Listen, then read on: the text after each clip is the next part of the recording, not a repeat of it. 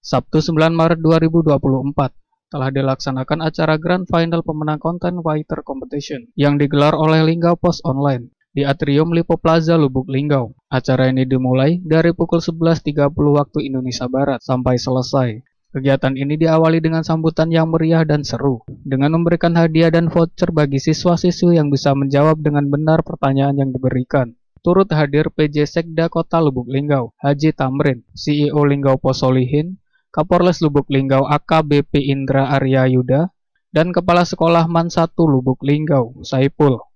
Kompetisi ini menjadi ajang untuk mengekspresikan ide dan kreativitas untuk menyebarkan pemikiran yang mendalam dan inspiratif kepada pembaca.